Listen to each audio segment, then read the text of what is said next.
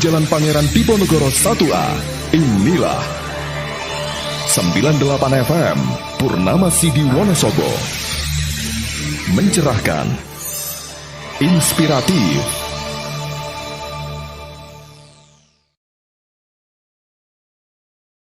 Assalamualaikum warahmatullahi wabarakatuh. Halo sahabat semuanya. Kali ini kita ketemu lagi bersama yang biasanya jadi podcaster di Radio Purnama Sidi di acaranya SD Muhammadiyah Sudagaran. Tapi kali ini mau jadi pemateri nih. Monggo, kenalan dulu nih siapa nih di depan saya. Oke. Bismillahirrahmanirrahim. Assalamualaikum warahmatullahi wabarakatuh. Untuk teman-teman semuanya, perkenalkan nama saya Nanang Rosid Abidin. Ya biasa dipanggil Nanang aja. Oh, bukan Abidin ya? Bukan. Abidin. Gimana nih Pak Nanang, kesibukan manggilnya Pak Nanang, Mas Nanang atau Abi Nanang nih? Asik. Di sekolah Pak Nanang, kemudian ada yang Mas Nanang juga. Tapi kalau yang di all shop itu dipanggil kakak. Kakak ya.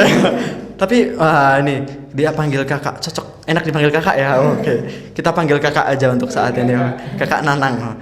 Kakak Nanang, kesibukan social distancing ini apa sih sekarang gitu? Oke, kesibukannya pertama yaitu ya karena saya seorang guru ya ngajar daring dari rumah setiap hari seperti itu. Kemudian untuk siangnya kita ada waktu untuk anak-anak, keluarga, kemudian pokoknya di rumah terus. Di rumah nggak ngapa-ngapain? Ya itu pokoknya. Cuman ya rebahan sambil ngajar gitu ya? Atau apa nih? Udah punya anak nggak bisa rebahan. Nggak bisa rebahan karena rebahan sedikit langsung diserang sama anak-anak. Ayo mainan, kemudian mau pipis lah, mau apalah gitu. Nah, kali ini kan kita mau bahas ngobrolnya tentang seputar gimana sih pola pendidikan Rasulullah. Nah, mungkin Rasulullah tuh didik anaknya gimana, didik para sahabatnya gimana gitu. Sebelum kita mungkin bicara tentang pendidikan ala Nabi lah ya. Rasulullah mendidik para sahabatnya, mungkin kita ke real pendidikan saat ini juga dulu ya. Real pendidikan, bukan pendidikan ala kadarnya tapi ya. Untuk real pendidikan saat ini banyak sekali pakar yang menyampaikan bahwa Indonesia itu pendidikannya udah bagus, cuma belum memuaskan. Udah bagus, cuman belum memuaskan. Gimana tuh? Karena terbukti dengan 70 berapa tahun kita merdeka? 70 berapa coba? 1945. Lebih lah. 75 ya. Matematika aku remedi soalnya. 75 tahun kita merdeka dengan jumlah penduduk 200 jutaan lebih, belum sempat mengentaskan, bahkan secara standar PISA, yaitu program assessment yang diluncurkan di PISA itu termasuk rendah untuk tingkat pendidikan Indonesia. Yang paling rendah itu budaya literasi. Literasi kan ada banyak. Ini kita akan bahas literasi digital. Digital, literasi baca dulu. Oh iya, kesadaran tentang budaya membaca. Oke. Contoh ya, kasih contoh ya. Sekali baca judul langsung komen. Tuh kan? Iya, betul kan? Tahu isinya apa? Nggak tahu dan nggak ngurus, pokoknya judul menarik komen itu. Seperti kemarin banyak sekali hal yang menarik baru-baru ini adalah tentang Pangeran Diponegoro, tentang ada wine, keris, dan satunya apa ya? Tentang zina, tentang Diponegoro itu. Baca judul langsung komen, enggak seperti itu. Judulnya seperti itu. Jadi Pangeran Diponegoro, kemudian keris dan wine. Wine itu jadi dalam cerita itu disampaikan bahwa Pangeran Diponegoro pernah minum wine. Kemarin ada bedahnya oleh pakar sejarah. Jangan di-cut loh ya, ini jangan di-cut, ini bahaya ini. Oke, kemarin ada bedahnya dari pakar sejarah yang disampaikan di saya mengikuti, ada Ustadz Salim Afillah, kemudian ada Peter Cray yang menulis buku babat Tanah Jawa. Ternyata ada kesalahan makna berkaitan dengan beberapa tekstual. Tapi boleh-boleh aja, misalkan dari masing-masing peneliti memberikan interpretasi dari penelitiannya, boleh. Kita tugasnya untuk meluruskan jika itu salah. Itu kalau budaya membaca kita bagus. Wah, kebanyakan mereka langsung menghujat, enggak kok, Pangeran Diponegoro enggak seperti ini. Wah, itu pertama itu. Terus yang kedua, kesalahan ataupun budaya kurang membacanya dengan membaca judul aja, ketika banyak sekali beredar berita-berita hoax. Banyak ya. Iya. Apalagi tentang virus corona awal yang bisa menyembuhkan, mulai dari jahe, bawang. Waduh. Ini cuma baca langsung. Padahal Islam sendiri dah mungkin tahu, Mas Maat. Gimana? Wahyu pertama dalam Islam Allah. Salah. Satu harus satu ayat penuh. Wahyunya. Ayat 1 sampai 5 Al-Alaq. Iya betul. Kalau Iqra itu bukan wahyunya, tapi perintahnya ketika Nabi Muhammad SAW didekap oleh malaikat Jibril. Iqra. Kemudian Nabi mengatakan ana biqori. Saya nggak bisa membaca. Kemudian Iqra. Bacalah. Saya tapi nggak seperti itulah ya. Karena salah status teman-teman. Dan sekarang yang ditangkap coba Iqra, bacalah. Tapi padahal dengan menyebut nama Tuhanmu. Jadi ketika diawali segala sesuatu dengan Bismillahirrahmanirrahim, menyebut nama Tuhan Allah yang Maha Pengasih lagi Maha Penyayang, semuanya berdampak sistemik. Pertama udah langsung kecatat pahala. Yang kedua, mosok kita mau baca yang hal yang jelek-jelek, kita udah baca Bismillah kok, Bismillahirrahmanirrahim, buka HP, mau komentarnya nggak bagus, tadi kan udah Bismillah. Idealnya tuh kalau Bismillahnya betul-betul diresapi. Tapi biasanya orang baca Bismillah tuh ya hanya sebatas formalitas aja sih. Ya itu proses, nggak apa-apa, walaupun formalitas nggak masalah. Kemudian yang kedua, untuk pendidikan real sekarang itu adalah terpisahnya karakter dan pendidikan, sehingga pemerintah saat ini terutama di Indonesia sedang membumingkan tentang pendidikan karakter. Karakter sedang dibangun. Pertanyaannya, apakah pendidikan dulu tidak berkarakter? Iya kan? Udah banget. Tapi karakter apa yang ingin kita capai? Coba bayangkan. Saya pernah dengar ketika Anies Baswedan waktu menjadi Menteri Pendidikan menyampaikan karakter itu dibagi dua. Ketika ngobrol sama Empu Jaya Suprana Jadi dua. Pertama karakter moral, yang kedua karakter kinerja. Karakter moral, karakter kinerja. Bagus kan? Karakter moral itu termasuk jujur, dermawan, itu termasuk karakter baik moralnya. Yang kedua karakter kinerja, yaitu amanah, tanggung jawab, kerja keras. Bayangkan jika karakter yang dibangun salah satu sisi, mau nggak generasi penerus kita nantinya karakternya baik-baik, jujur-jujur, tapi suruh bekerja nggak bisa kerja. Contohnya saat ini ketika banyak siswa ketika diberi tugas oleh gurunya terlalu banyak, karakter kinerjanya gimana? Terlalu banyak, ini pokoknya menuntut yang instan, kemudian mudah, hasilnya bagus. Saat ini loh pendidikan yang ada.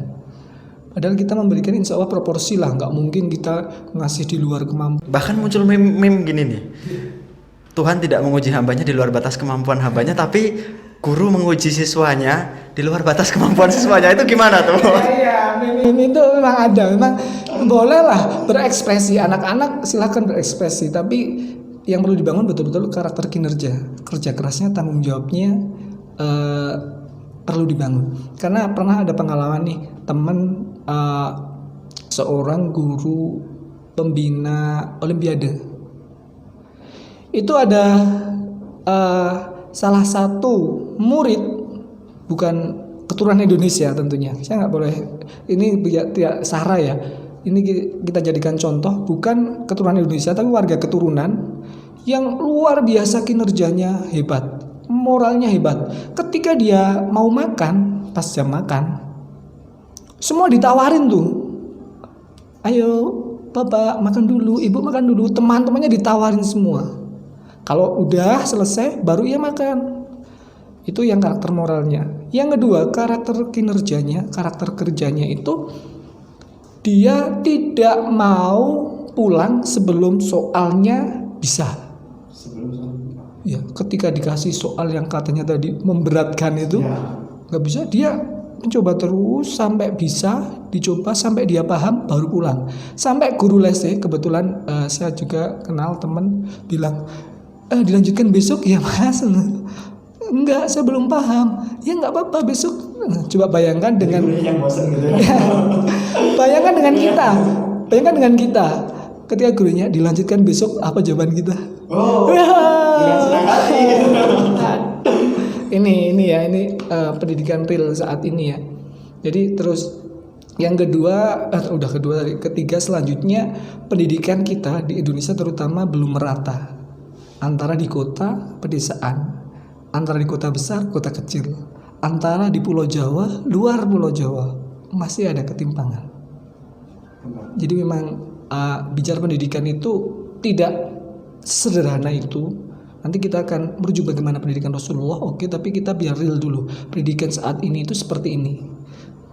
Kemudian kita juga nggak bisa bilang ya pokoknya otonomi lah. Misalkan Jawa seperti ini, Papua seperti ini, kemudian Sumatera seperti Kalimantan, enggak. Jadi ada tujuan pendidikan nasional yang artinya ini loh minimal yang harus dicapai semuanya.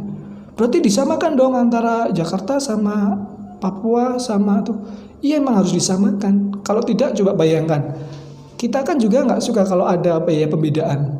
Berarti yang sana levelnya diturunin berarti sana nggak pinter. Nah itu jadi memang dalam hal ini tujuan pendidikan nasional itu udah sangat bagus untuk mencerdaskan bangsa, kemudian mendidik manusia yang bermartabat dan seperti itu.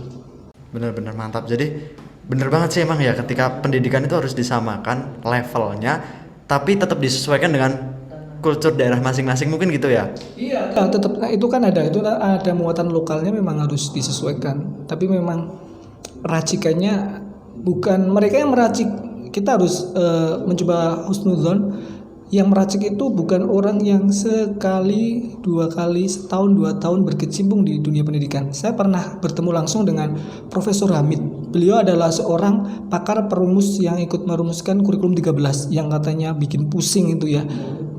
Luar biasa ketika bertemu biografinya.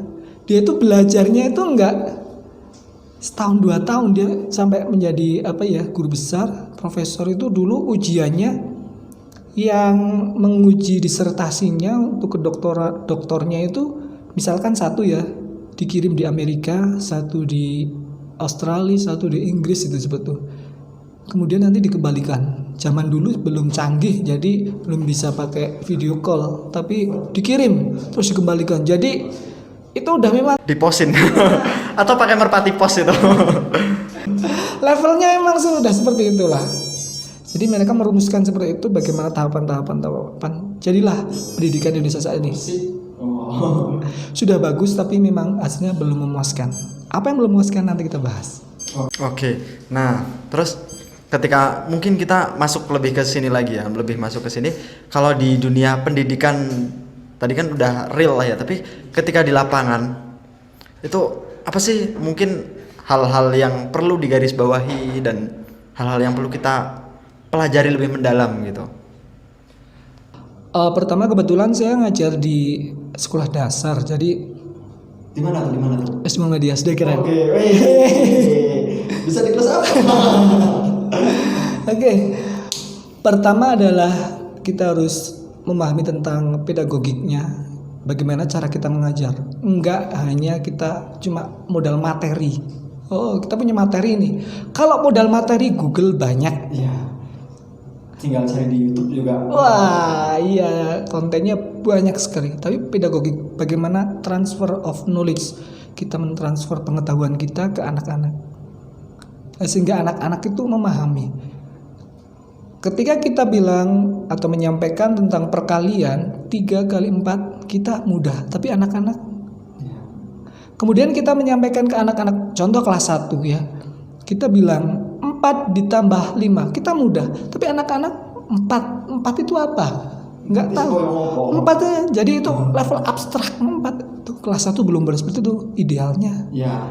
Harus nih. Coba hitung ya. Ini ada bola 4. Hitung 1 2 3 4. Ini berapa? 4. Berapa? 4. Nah, ini lambangnya seperti ini. Oh, itu. Nah, harus memahami seperti itu, pedagogiknya seperti itu, psikologi anak seperti itu. Kemudian tapi saat ini mungkin tidak semua sih kita merasa, karena kemarin-kemarin Indonesia itu pada umumnya tidak semua sih ya. Jadi yang jadi guru itu bukan dari fakultas keguruan. Nah itu. Oh iya, benar. Jadi kan banyak sekali misalkan dari fakultas lain, kemudian Teknik lah misal. teknik misalkan, kemudian pertanian, kemudian lain-lain ya. Tidak berkesempatan bekerja di yang lain, kemudian ada kesempatan jadi guru. Nah itu ada sedikit, walaupun dalam praktik di lapangan bisa jadi itu lebih bagus kalau mau belajar. Tapi kalau misalkan cuma katung lah itu, jadi pendidikannya seperti ini pada. Jadi menarik banget sih emang ya ketika kita mengambil lebih dalam ke sana, itu sangat menarik banget. Iya kan? Nah, ini kita harus break dulu dan habis itu kita sambung segmen yang akan datang. Oke.